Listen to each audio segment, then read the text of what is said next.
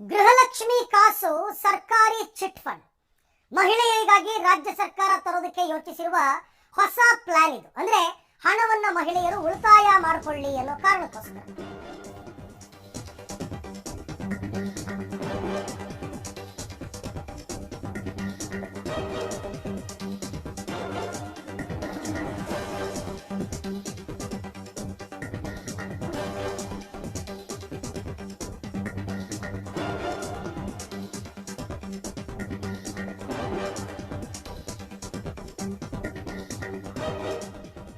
ಗೃಹಲಕ್ಷ್ಮಿಯಲ್ಲಿ ಏನು 2,000 ರೂಪಾಯಿ ದುಡ್ಡು ಬರ್ತಾ ಇದೆ ಮಹಿಳೆಯರಿಗೆ, ಅದನ್ನ ಮಹಿಳೆಯರು ಸೇವ್ ಮಾಡಿಕೊಳ್ಳಿ ಅನ್ನೋ ಕಾರಣಕ್ಕೋಸ್ಕರ ಚಿಟ್ ಫಂಡ್ ಸ್ಕೀಮ್ ಒಂದನ್ನ ಜಾರಿಗೆ ತರೋದಕ್ಕೆ ಈಗ ರಾಜ್ಯ ಸರ್ಕಾರ ಚಿಂತನೆ ನಡೆಸ್ತಾ ಇದೆ.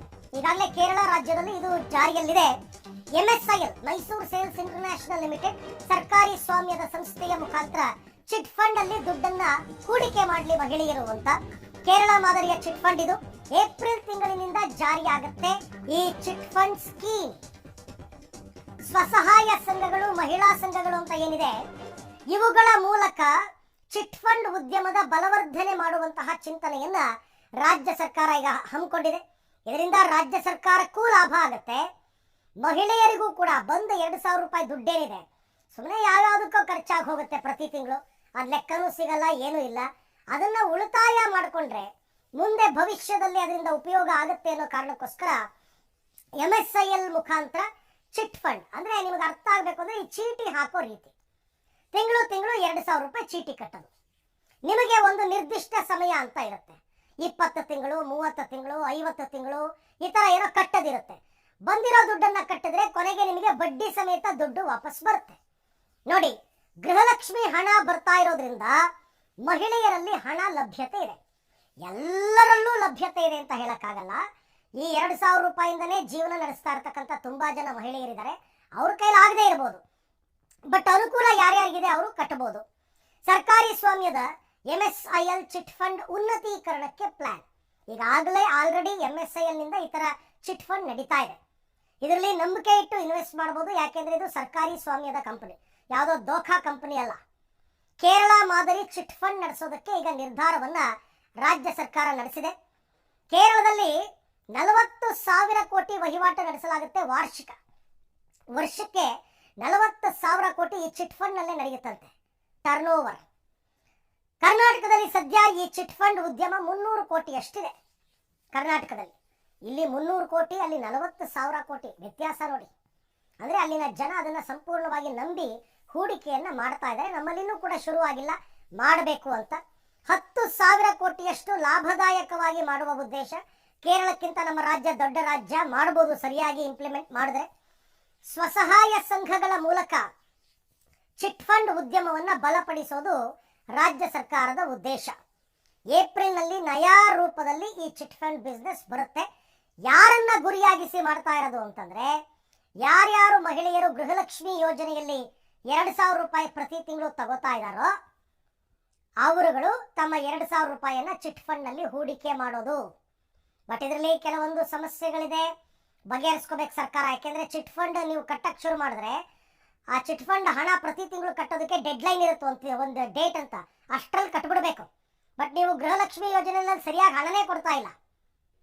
ಅದೆರಡೂ ಕೂಡ ಒಂದು ಸರಿಯಾದ ರೂಟ್ಗೆ ಬಂದ್ರೆ ಮಾಡಬಹುದು. ಈಗಾಗಲೇ ನಾನು ಬಂದ್ಮೇಲೆ ಪ್ರಾರಂಭ ಮಾಡಿದಲ್ಲ, ಮೊದಲಿಂದ ಚಿಟ್ ಫಂಡ್ ಇತ್ತಲ್ಲಿ. ಆ ಚಿಟ್ ಫಂಡ್ ಸುಮಾರು 200 ಕೋಟಿ ರೂಪಾಯಿ 300 ಕೋಟಿ ರೂಪಾಯಿ ವಹಿವಾಟು ಮಾಡ್ತಾ ಇತ್ತು. ಇಲ್ಲೇ ಅದು ಅದರಲ್ಲಿ ಇನ್ನೊಂದು ಏನಾಗಿತ್ತು, ಮ್ಯಾನ್ಯುವಲ್ ಇತ್ತು. ಮ್ಯಾನ್ಯುವಲ್ನಲ್ಲಿ ಭಾಳ ರಿಸ್ಕ್ ಇದೆ. ಈಗ ಎಲ್ಲೋ ಯಾರೋ ಒಂದು ಕಡೆ, ಯಾಕಂದ್ರೆ ಜನರ ಹಣ ಇವತ್ತೊಂದು ದಿವಸ ನಾವು ಭಾಳ ಜವಾಬ್ದಾರಿಯಿಂದ ಮಾಡಬೇಕಾಗ್ತದೆ. ಪಕ್ಕದ ಕೇರಳದಲ್ಲಿ ಸುಮಾರು 40,000 ಕೋಟಿ ರೂಪಾಯಿ ಅಷ್ಟು ವಹಿವಾಟು ಮಾಡ್ತಾರೆ. ಅಲ್ಲಿ ಅವ್ರನ್ನ ನಾನು ಕನ್ಸಲ್ಟೆಂಟ್ ಇದು ಮಾಡಿ ಅದೆಲ್ಲವನ್ನೂ ಆಟೋಮೇಷನ್ ಮಾಡಿ, ಈಗ ಎಲ್ಲ ಕಂಪ್ಯೂಟರೈಸೇಷನ್ ಮಾಡಿ ಆಟೋಮೇಷನ್ ಮಾಡಿ ಇವತ್ತು ಅದನ್ನು ಇದು ಮಾಡ್ತಾಯಿದ್ದೀವಿ. ಆ ಚಿಟ್ ಫಂಡು ಇವತ್ತು ದಿವಸ ಏನು 200-300 ಕೋಟಿ ಇದೆ. ಈಗ ಹಳ್ಳಿಯಲ್ಲಿರುವಂಥ ಸ್ವಸಹಾಯ ಗುಂಪುಗಳಿದ್ದಾವೆ, ಹೆಣ್ಮಕ್ಳ ಸ್ವಸಹಾಯ ಗುಂಪು, ಅವ್ರಿಗೂ ಕೂಡ ಒಂದು ಮಾರ್ಜಿನನ್ನು ಅವ್ರಿಗೂ ಕೂಡ ವ್ಯಾಪಾರದಲ್ಲಿ ಪಾಲ್ಗೊಂಡು ಕೊಡುವಂಥದ್ದು. ಮತ್ತು ಈಗ ನಮ್ಮೆಲ್ಲ ಸ್ಕೀಮ್ಸು ಬಂದಿದ್ದಾವೆ, ಗೃಹಲಕ್ಷ್ಮಿ ಯೋಜನೆ ಅದೆಲ್ಲ ಬಂದಿದ್ದಾವೆ. ಜನರದ್ದು ಮಹಿಳೆಯರ ದುಡ್ಡಿದೆ, ಅವರೆಲ್ಲರೂ ಕೂಡ ಸುರಕ್ಷಿತವಾಗಿ, ನಾನು ಹೇಳ್ತೇನೆ ಸುರಕ್ಷತೆಗೆ ಹೆಚ್ಚಿನ ಒತ್ತನ್ನು ಕೊಟ್ಟಿದ್ದೀವಿ. ಫುಲ್ ಪ್ರೂಫ್ ಆಗಿ ಇವತ್ತು ದಿವಸ ಅವರು ಆ ಚಿಟ್ ಫಂಡ್ನಲ್ಲಿ ಇವತ್ತು ದಿವಸ ಹೂಡಿಕೆ ಮಾಡ್ಬೋದು, ಲಾಭ ಗಳಿಸ್ಬೋದು.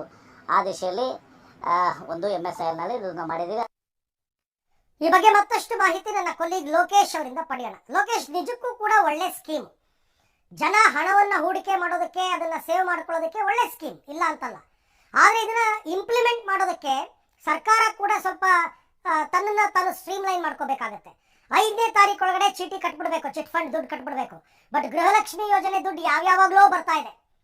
ಅದೆಲ್ಲವೂ ಕೂಡ ಸ್ಟ್ರೀಮ್ ಲೈನ್ ಆಗಿ ಅದು ಕೂಡ ಒಂದು ಕರೆಕ್ಟ್ ಡೇಟ್ಗೆ ಬಂದ್ರೆ ಇದನ್ನ ಇಂಪ್ಲಿಮೆಂಟ್ ಮಾಡಬಹುದು. ಇದ್ರ ಬಗ್ಗೆ ಸರ್ಕಾರದ ಯೋಜನೆ ಏನು ಹಾಗಾದ್ರೆ? ಅರವಿಂದ, ಈಗ ಗ್ಯಾರಂಟಿ ಯೋಜನೆಗಳನ್ನ ನಂಬ್ಕೊಂಡು ಈಗ ಸರ್ಕಾರ ಒಂದು ಹೊಸದಾಗಿ ಚಿಟ್ ಫಂಡ್ ಯೋಜನೆ ನಯಾ ರೂಪದಲ್ಲಿ ತರಲಿಕ್ಕೆ ಮುಂದಾಗ್ತಾ ಇರುವಂತದ್ದು. ಆದ್ರೆ ಆ ತರೋದಕ್ಕೂ ಮುಂಚಿತವಾಗಿ ಸರ್ಕಾರ ಒಂದಿಷ್ಟು ಕ್ರಮಗಳನ್ನು ತೆಗೆದುಕೊಳ್ಬೇಕಾಗತ್ತೆ. ಈಗಾಗಲೇ 5 ಗ್ಯಾರಂಟಿ ಯೋಜನೆಗಳಿಂದ ಪ್ರತ್ಯಕ್ಷವಾಗೋ ಪರೋಕ್ಷವಾಗೋ ಅಂದಾಜು 4,000 ರಿಂದ 5,000 ಹಣ ಮಹಿಳೆಯರ ಕೈ ಸೇರ್ತಾ ಇದೆ. ಶಕ್ತಿ ಯೋಜನೆಯಿಂದಾಗಿ ಬಸ್ ಚಾರ್ಜ್ ಇಲ್ಲ ಟಿಕೆಟ್ ಫ್ರೀ ಇದೆ. ಆ ಕಾರಣಕ್ಕೋಸ್ಕರ ಆ ದುಡ್ಡು ಉಳಿತಾಯ ಆಗ್ತಾ ಇದೆ. ಗೃಹಲಕ್ಷ್ಮಿ ಮತ್ತೆ ಶಕ್ತಿ ಯೋಜನೆ ಮತ್ತೆ ಉಚಿತ ವಿದ್ಯುತ್ ಇದೆಲ್ಲದರ ಹಣವನ್ನು ಉಳಿತಾಯ ಮಾಡಿಕೊಂಡು ಚಿಟ್ ಫಂಡ್ ನಲ್ಲಿ ಹೂಡಿಕೆ ಮಾಡಿದ್ರೆ ಅವ್ರಿಗೆ ಬೇಕಾದಾಗ ಅಮೌಂಟ್ ಅನ್ನ ತೆಗೆದುಕೊಳ್ಬಹುದು ಬಡ್ಡಿ ಸಮೇತ ಅಂತ. ಆದ್ರೆ ಸರಿಯಾಗಿ ಗೃಹಲಕ್ಷ್ಮಿ ಹಣ ಇನ್ನು ಬರ್ತಾ ಇಲ್ಲ. ಜೊತೆಗೆ ಇನ್ನೊಂದಿಷ್ಟು ಗ್ಯಾರಂಟಿ ಅನ್ನಭಾಗ್ಯ ಹಣ ಕೂಡ ಡಿಬಿಟಿ ಆಗ್ತಾ ಇಲ್ಲ. ಇದೆಲ್ಲ ಕೂಡ ಸಮಸ್ಯೆ ಇದೆ. ಆರಂಭ ಮಾಡೋದಕ್ಕೆ ಮುಂಚಾಗಿ ಈ ಸಮಸ್ಯೆಗಳನ್ನ ರಾಜ್ಯ ಸರ್ಕಾರ ಕ್ಲಿಯರ್ ಅನ್ನ ಮಾಡ್ಕೊಳ್ಬೇಕಾಗತ್ತೆ. ಕಂಪ್ಲೀಟ್ ಆಗಿ ಪ್ರತಿ ತಿಂಗಳು 5ನೇ ತಾರೀಕು ಚಿಟ್ ಫಂಡ್ ಹಣ ಕಟ್ಟಬೇಕು ಅಂತಂದ್ರೆ 2ನೇ ತಾರೀಕು 3ನೇ ತಾರೀಕು ಒಳಗಡೆ ಅವರಿಗೆ ಈ ಒಂದು ಗೃಹಲಕ್ಷ್ಮಿ ಹಣ ಬರುವಂತ ರೀತಿಯಲ್ಲಿ ಆ ರೀತಿಯಾದಂತ ನಿಯಮವನ್ನ ಜಾರಿ ಮಾಡ್ಬೇಕಾಗತ್ತೆ. ಅದನ್ನ ಕಟ್ಟುನಿಟ್ಟಾಗಿ ಬರೋ ರೀತಿಯಲ್ಲಿ ಮಾಡಿದಾಗ ಎಲ್ರೂ ಹೂಡಿಕೆ ಮಾಡಲ್ಲ. ಯಾರಿಗೆ ಅನುಕೂಲ ಆಗುತ್ತೋ ಅದನ್ನ ಉಳಿತಾಯ ಮಾಡ್ತೀವಿ ಅಂತ ಹೇಳ್ತಿದ್ರು.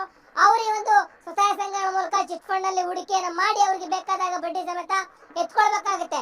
ಇದಕ್ಕೆ ಜಾಗೃತಿ ಕಾರ್ಯಕ್ರಮ ಅಂದ್ರೆ ಜಾಗೃತಿ ಕ್ರಮಗಳನ್ನ ಸರ್ಕಾರ ಕೈಗೊಳ್ಳಬೇಕಾಗತ್ತೆ. ಅದಕ್ಕೆ ಮುಂಚಿತವಾಗಿ ಗ್ಯಾರಂಟಿ ಯೋಜನೆಗಳಲ್ಲಿ ಈಗೇನು ಕಾಣಿಸ್ಕೊಡ್ತಾ ಇದಾವೆ ಲೋಪದೋಷಗಳು, ಸರಿಯಾದ ರೀತಿಯಲ್ಲಿ ಹಣ ಬರ್ತಾ ಇಲ್ಲ, ತಾಂತ್ರಿಕ ಸಮಸ್ಯೆ ಆಗ್ತಾ ಇದೆ, ಡಿಬಿಟಿ ಆಗ್ತಾ ಇಲ್ಲ ಅಂತ ಹೇಳ್ತಾರೆ. ಅದೆಲ್ಲವನ್ನು ಕೂಡ ಸರಿಪಡಿಸಿಕೊಂಡು ಸುಲಲಿತವಾಗಿ ಜನರ ಕೈಗೆ ದುಡ್ಡು ಸೇರ್ತಾ ಇದೆ ಅಂದಾಗ ಅವರು ದುಡ್ಡು ಕಟ್ಲಿಕ್ಕೆ ಮುಂದಾಗ್ತಾ ಹೋಗ್ತಾರೆ. ಹಣನೇ ಬರ್ತಾ ಇಲ್ಲ ಅಂತಂದ್ರೆ ದುಡ್ಡು ಕಟ್ಲಿಕ್ಕೆ ಮುಂದಾಗಲ್ಲ. ಚಿಟ್ ಫಂಡ್ ನಯಾ ರೂಪದಲ್ಲಿ ಬಂದ್ರೂ ಕೂಡ ಅದು ಯಶಸ್ವಿ ಆಗಲ್ಲ. ಅದು ಯಶಸ್ವಿ ಆಗ್ಬೇಕು ಅಂದ್ರೆ ಮೊದಲು ಗ್ಯಾರಂಟಿ ಯೋಜನೆ ಹಣಗಳನ್ನ ಸರಿಯಾದ ರೀತಿಯಲ್ಲಿ ತಲುಪಿಸಬೇಕಾಗುತ್ತೆ. ಈಗಾಗಲೇ ಸ್ಟ್ರೀಮಿಂಗ್ ಅನ್ನ ಮಾಡ್ತಾ ಹೋಗ್ತಾ ಇದ್ರೆ ಎಲ್ಲೆಲ್ಲಿ ಸಮಸ್ಯೆ ಆಗ್ತಾ ಇದೆ ಅಂತ ಅದೆಲ್ಲವನ್ನು ಕೂಡ ಸಮಸ್ಯೆಗಳನ್ನ ಕ್ಲಿಯರ್ ಮಾಡಿ ಯಾರೆಲ್ಲ ಇನ್ನೂ ರಿಜಿಸ್ಟ್ರೇಷನ್ ಮಾಡಿಸ್ಕೊಂಡಿಲ್ಲ, ಅಪ್ಲಿಕೇಶನ್ ಹಾಕಿಲ್ಲ, ಅವರೆಲ್ಲ ಗ್ಯಾರಂಟಿ ಯೋಜನೆಗಳ ಅಪ್ಲಿಕೇಶನ್ ಹಾಕಿ ಅದರಿಂದ ಬರ್ತಕ್ಕಂತ ಹಣವನ್ನ ತೆಗೆದುಕೊಂಡು ಡಿಬಿಟಿ ಅಂದ್ರೆ ಚಿಟ್ ಫಂಡ್ ಅಲ್ಲಿ ಹೂಡಿಕೆ ಮಾಡಬಹುದಾಗಿದೆ. ಈ ನಿಟ್ಟಿನಲ್ಲಿ ಇರುವ ಲೋಪದೋಷಗಳನ್ನ ಸರಿಪಡಿಸಿ ನಂತರ ಸರ್ಕಾರ ಈ ರೀತಿಯ ಹೊಸ ರೂಪದ ಚಿಟ್ ಫಂಡ್ ಏನಾದ್ರು ಮುಂದಾಗುತ್ತಾ ಕಾದೊಡ್ಬೇಕಾಗಿದೆ. ಏಪ್ರಿಲ್ ನಲ್ಲಿ ಬರುತ್ತೆ ಅಂತ ಹೇಳ್ತಾ ಇದ್ದಾರೆ.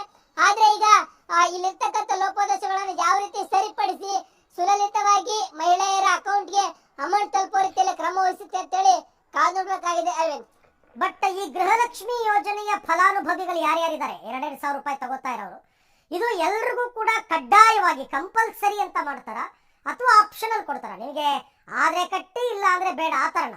ಅರವಿಂದ್, ಈಗ ಗೃಹಲಕ್ಷ್ಮಿ ಯೋಜನೆ ಫಲಾನುಭವಿಗಳು ಒಟ್ಟು 93 ಲಕ್ಷ ಮಹಿಳೆಯರಿದ್ದಾರೆ. ಆ 93 ಲಕ್ಷ ಮಹಿಳೆಯರೆಲ್ಲರೂ ಕೂಡ ಉಳಿತಾಯ ಮಾಡ್ತಾ ಇದ್ದಾರೆ ಅಂತ ಹೇಳಲಿಕ್ಕೆ ಬರಲ್ಲ. 2,000 ರೂಪಾಯಿಂದನೇ ಜೀವನ ಮಾಡ್ತಕ್ಕಂತ ಎಷ್ಟೋ ಕುಟುಂಬಗಳಿದಾವೆ. ಅಂತವ್ರು ಯಾರು ಕೂಡ ಹೂಡಿಕೆ ಮಾಡ್ಲಿಕ್ಕೆ ಸಾಧ್ಯ ಇಲ್ಲ. ಹಾಗಾಗಿ ಗೃಹಲಕ್ಷ್ಮಿ ಫಲಾನುಭವಿಗಳು ಎಲ್ಲರೂ ಕೂಡ ಕಡ್ಡಾಯವಾಗಿ ಹೂಡಿಕೆಯನ್ನ ಮಾಡಿ ಎನ್ನುವಂತ ನಿಯಮವನ್ನು ಜಾರಿ ಮಾಡಲ್ಲ ಅಂತ ಕಾಣಿಸ್ತಾ ಹೋಗ್ತಾ ಇದೆ. ಆ ರೀತಿಯ ನಿಯಮ ನಿಬಂಧನೆಗಳ ಬಗ್ಗೆ ಇನ್ನು ರಾಜ್ಯ ಸರ್ಕಾರ ಯಾವುದೇ ರೀತಿಯ ಮುನ್ಸೂಚನೆಯನ್ನ ಅಥವಾ ಹೇಳಿಕೆಗಳನ್ನ ಕೊಟ್ಟಿಲ್ಲ. ಹಾಗಾಗಿ ಕಡ್ಡಾಯವಾಗಿ ಹೂಡಿಕೆ ಮಾಡಲೇಬೇಕು ಎನ್ನುವಂತ ನಿಯಮ ತರುವಂತದ್ದು ಸಾಧ್ಯ ಇಲ್ಲ ಅಂತ ಅನಿಸ್ತಾ ಹೋಗ್ತಾ ಇದೆ. ಆದ್ರೆ ಯಾರಿಗೆ ಅನುಕೂಲ ಆಗುತ್ತೋ, ನಮ್ಗೆ ಹಣ ಇವತ್ತು ಉಳಿತಾಯ ಆಗುತ್ತೆ, ಪರವಾಗಿಲ್ಲ, ನಮ್ಮ ಜೀವನ ನಡೀತೆ, ಆರಾಮಾಗಿದೆ ಅಂತ ಅನ್ನುವಂಥವ್ರು ಹೂಡಿಕೆ ಮಾಡಬಹುದು. 2,000 ರೂಪಾಯಿನ ನಂಬ್ಕೊಂಡು ಇಡೀ ತಿಂಗಳು ಜೀವನ ಮಾಡುವಂತ ಕುಟುಂಬಗಳು ಹೂಡಿಕೆ ಮಾಡೋದು ಕಷ್ಟ ಸಾಧ್ಯತೆ ಇದೆ. ಹಾಗಾಗಿ ಕಡ್ಡಾಯವಾಗಿ ಹೂಡಿಕೆ ಮಾಡಲೇಬೇಕು ಫಲಾನುಭವಿಗಳು ಎನ್ನುವಂತ ನಿಯಮವನ್ನ ರಾಜ್ಯ ಸರ್ಕಾರ ಜಾರಿಗೆ ತರುತ್ತೆ ಅನ್ನುವಂಥದ್ದು ಡೌಟ್ ಇದೆ. ಕಾದು ನೋಡಬೇಕು. Aravind, okay Lokesh, thank you. ತಮ್ಮೆಲ್ಲ ಮಾಹಿತಿಗೆ ಧನ್ಯವಾದ. ಸರ್ಕಾರ ಮೊದಲು ಈ ಯೋಜನೆ ಜಾರಿಗೆ ತರೋದಕ್ಕೆ ಮೊದಲು ಎಲ್ಲಾನ ಸ್ಟ್ರೀಮ್ ಲೈನ್ ಮಾಡ್ಕೋಬೇಕು. ಅನ್ನಭಾಗ್ಯ ಯೋಜನೆಯ ದುಡ್ಡು ಇಂಥ ತಾರೀಖ್ ಅಂದ್ರೆ 8ನೇ ತಾರೀಕು ಬಂದ್ಬಿಡ್ಬೇಕು. ಗೃಹಲಕ್ಷ್ಮಿ ಇಂಥ ತಾರೀಖ್ ಅಂದ್ರೆ 8ನೇ ತಾರೀಕು ಬಂದ್ಬಿಡ್ಬೇಕು. ಈಗಾಗಲೇ ಸರ್ಕಾರ ಡೆಡ್ಲೈನ್ ಕೊಡ್ತು, ಆರ್ಥಿಕ ಇಲಾಖೆಯವರು ಡೆಡ್ಲೈನ್ ಕೊಟ್ಟರು, 8ನೇ ತಾರೀಕು ಒಳಗಡೆ ಹಾಕ್ಬಿಡ್ತೀವಿ ಅಂತ. ನಡೀತಾ ಇಲ್ಲ ಅದು ಕರೆಕ್ಟಾಗಿ. ಅದು ಕರೆಕ್ಟಾಗಿ ಬಂದ್ರೆ ಆಗ ಈ ಯೋಜನೆಯನ್ನ ಇಂಪ್ಲಿಮೆಂಟ್ ಮಾಡೋದು ಸುಲಭ ಆಗುತ್ತೆ.